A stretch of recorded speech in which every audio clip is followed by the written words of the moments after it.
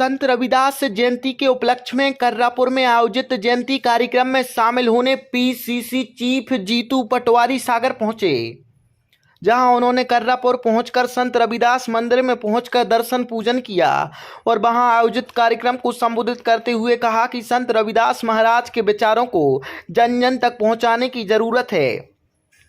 जीतू पटवारी ने कहा कि संत रविदास जी ने हमें समानता, भाईचारे और सामाजिक न्याय का संदेश दिया। दौरे में उनकी शिक्षाएं पहले से भी अधिक प्रासंगिक हैं। जब तक समाज में राजनीतिक, सामाजिक और आर्थिक समानता स्थापित नहीं होगी, तब तक हमारा संघर्ष जारी रहेगा। जीतू पटवारी ने इस दौरान वहां प्रसादी को ग्रहण करने के बाद अपनी थाली को स्वयं भी साफ किया।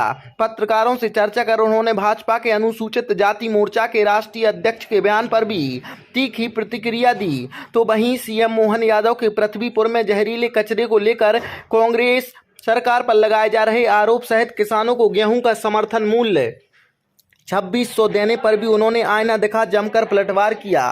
देश में अगर संविधान के माध्यम से आरक्षण की कोशिश की तो कांग्रेस पार्टी थी, जिससे वो लाल सिंह की बात कर पा रहे हैं। जो विधानसभा में गए, मंत्री बने, वही संविधान है कि कांग्रेस ने लागू कराया बाबा साहब अम्बेडकर के नेतृत्व में। कांग्रेस पार्टी ने इस देश की सामाजिक, आर्थिक और राजनीतिक समानता के लिए जो भी बड़े से बड़ा कदम उठाने के उठाए हैं। आपको बताना पड़ेगा कि दलितों के साथ मध्य प्रदेश में सबसे ज़्यादा अत्याचार क्यों होता है। एनसीईआरटी के आंकड़े बताते हैं कि हमारी दलित बहनों को सबसे ज़्यादा गायब हो जाती, बलात्कार होता है। आपके बीजेपी के नेता दलितों के ऊपर पेशाब करते हैं। आपका भारतीय जनता पार्टी का चाल चरित्र और चेहरा आरक्षण को समाप्त करना चाहता है। जितने सरसंचालक हुए उनने सबने आरक्षण और संविधान पे सवाल उठाए। तो ये तो भारतीय जनता पार्टी को बताना पड़ेगा। हमने तो लगातार हर बार जो सबसे गरीब है, जो शोषित है, सामाजिक जिसकी बराबरी की लड़ाई है, वो हमने लड़ी है और लड़ेंगे अंतिम सांस तक। पीथमपुर में जो कचरा को डिस्पोज किया जा रहा है, उसको लेकर कहना है कि ये कांग्रेस का पाप है जिसे सरकार धोने जा रही है।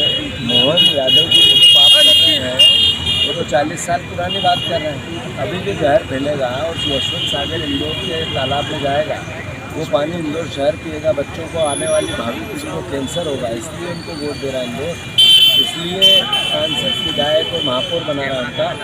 इसलिए भारतीय जनता पार्टी की ये हेडरसन की जो ज़मीन है जिस पे ये कार्बाइन खड़ा था, उस पर आर्थिक लाभ किसी को पहुंचाना है। इसके लिए इंदौर को जहरीला कचरा दिया जाएगा।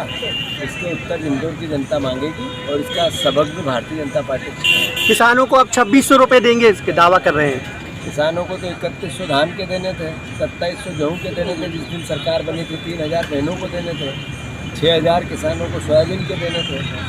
सब बातें शिवराज जी ने कल स्वीकार की वोट लेने के लिए किया था। वोट मिल गए। अब किसान जानो उसका हाल। MSP का बोला था नरेंद्र मोदी ने, जितनी लागत उससे डबल। क्या हुआ उसका? क्या हुआ? शिवराज जी कृषि मंत्री है, MSP के सवाल पर मौन क्यों हो जाते?